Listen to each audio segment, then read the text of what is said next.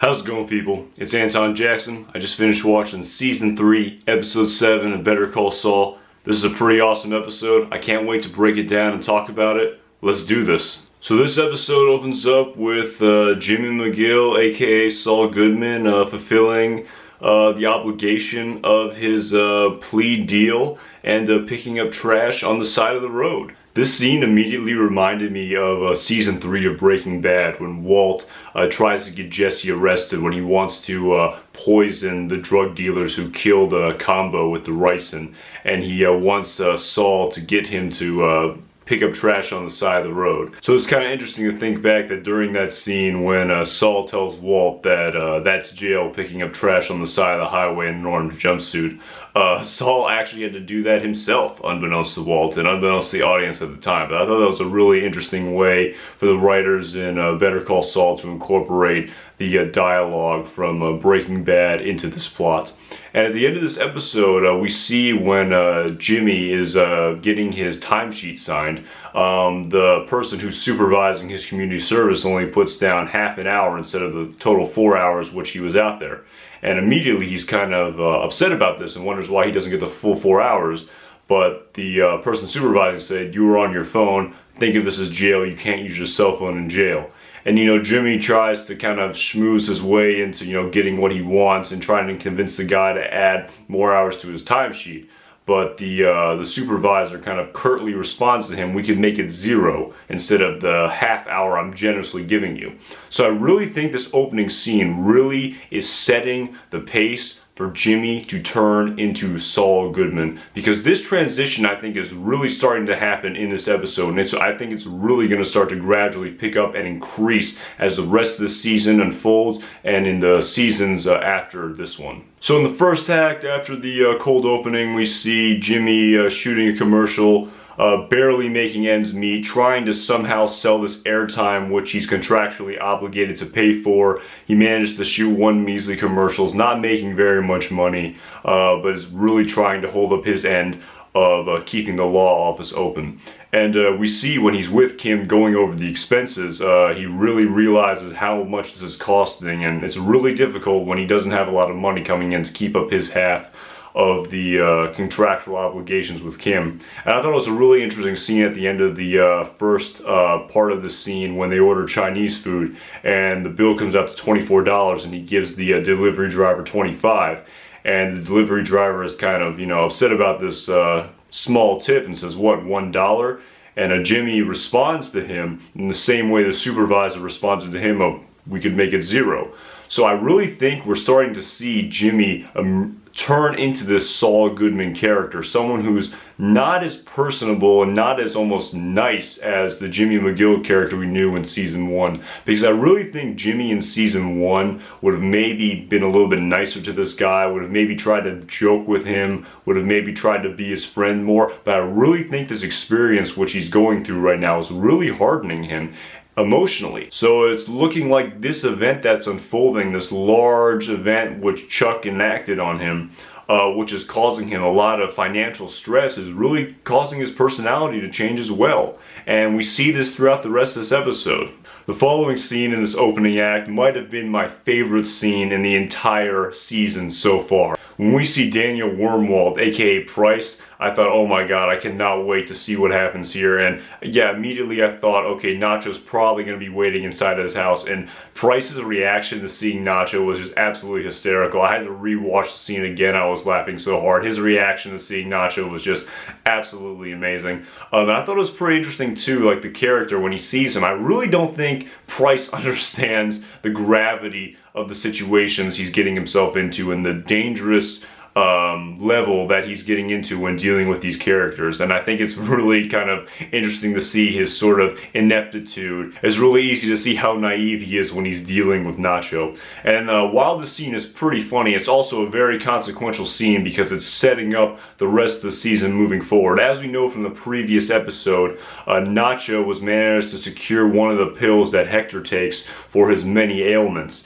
And we can infer as the audience that Nacho wants to take these pills and he wants to empty the capsules and switch them with maybe some sort of toxin or poison to affect Hector, because as we know from the previous episode, Hector wants Nacho to use his father's business as a front for his drug distribution, but Nacho wants absolutely nothing to do with that, and he realizes he's getting in way too far over his head, so he realizes he has no other option really than to take out Hector Salamanca and to alleviate the stress that's being caused on towards him.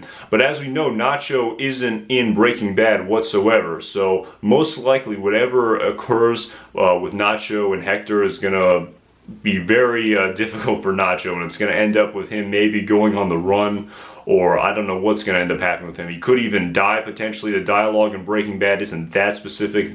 When Walt and Jesse kidnap Saul when they're trying to intimidate him to have Badger not talk to the DEA. The quotation of, "Oh, it wasn't me, it was Ignacio." We really don't know what that implied. I have a few theories of what the writers might do in that situation. Going forward, I think somehow Saul is going to get caught up in this plan with Nacho to take out Hector.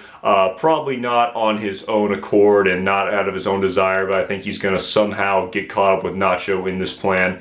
There's an additional character which Saul mentions to Walt and Jesse, so it'll be interesting to see if the writers decide to add that character to this large scheme as well. But there's only 3 episodes in this season left, so it'll be really interesting to see how this plot progresses moving forward and what happens to Nacho, and to see if Saul gets caught up in this plot for Nacho to undermine Hector. So in the following act, after we see Mike building the playground equipment and returning to his job, working as the parking lot attendant at the police station, we see another Price and Mike interaction. Again, I thought this was an amazing scene. When I looked at Mike's face when he saw Price just sitting there on the street, it really looked like he did not want to deal with this person at all. As we know, Mike is kind of caught up with Price, and I really think his naivete is really frustrating to Mike, but he begrudgingly listens to Price and to why Price wants to hire his services. I think Mike realizes right away that Nacho is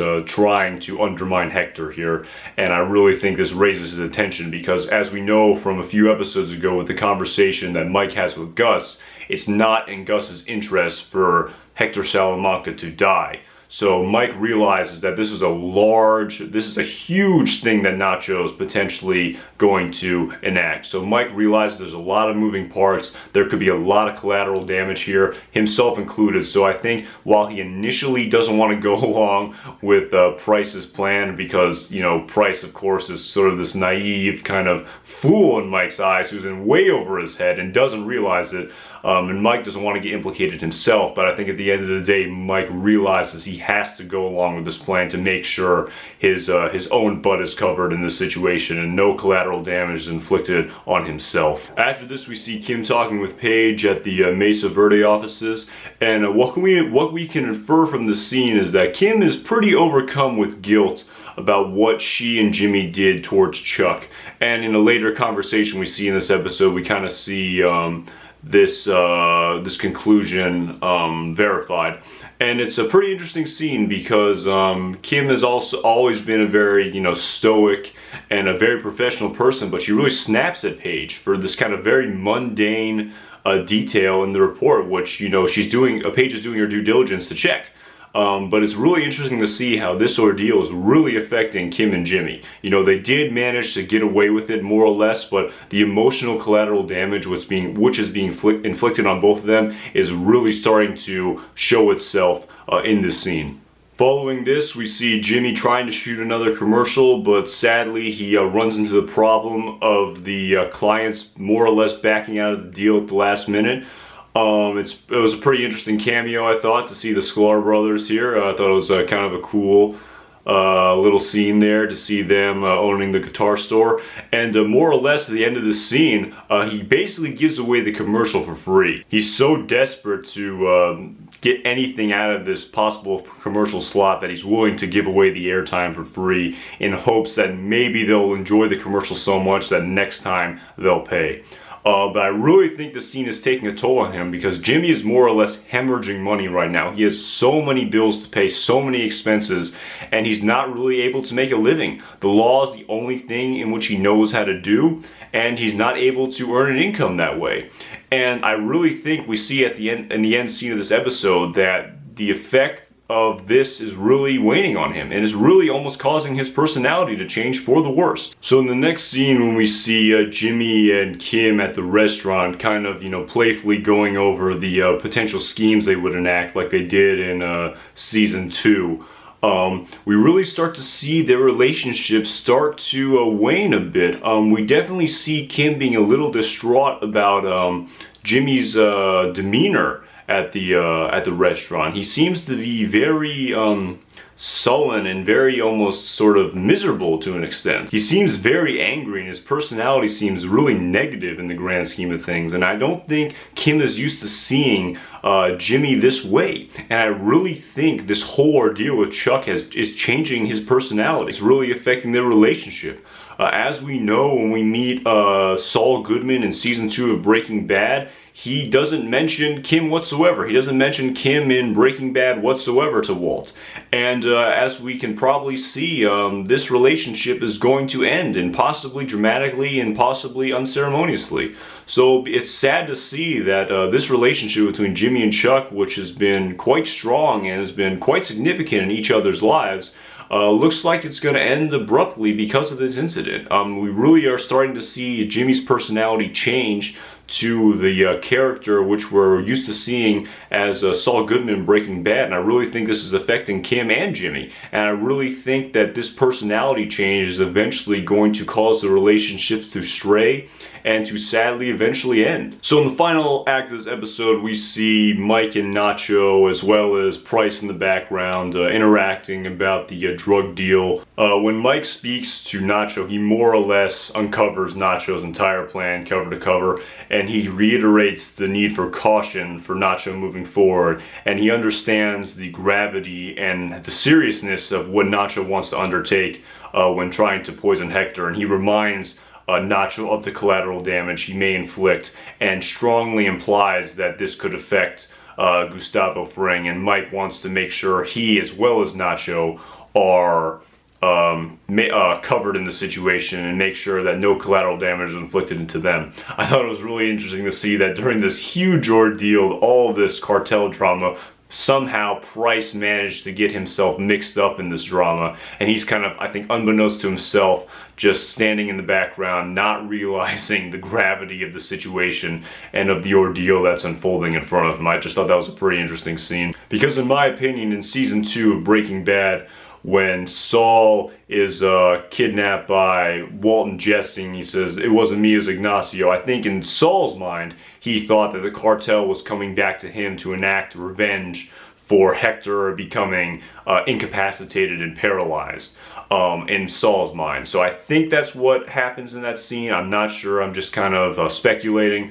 but it'll be really interesting to see what happens with Nacho moving forward, because we know what happens with Hector moving forward. There's the lack of surprise in that capacity because we already know Hector's ultimate fate in Breaking Bad, but it'll be really interesting to see what happens with Nacho the rest of the season. So in the final scene of the last act, we see Jimmy at the Santa Rosa Insurance Group trying to get a refund for his malpractice insurance, because as we know, he's not able to practice law, and he's more or less contractually obligated to pay all of these law-related fees which he can't benefit from.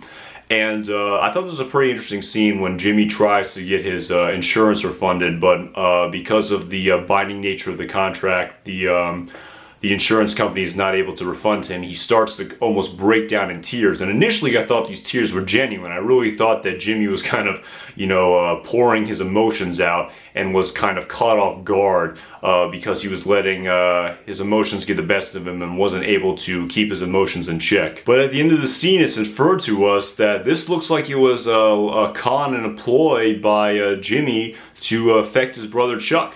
he told the insurance company that Chuck had a mental breakdown in court, and this is definitely something that the insurance company is interested in because they are offering Chuck malpractice insurance, and they definitely have to be aware if Chuck is mentally decomposing and breaking down, that it's possible that this company might have to shell out a large sum of money to someone who sues Chuck for whatever reason. And I really think this last scene is really telling because Jimmy is really upset with Chuck.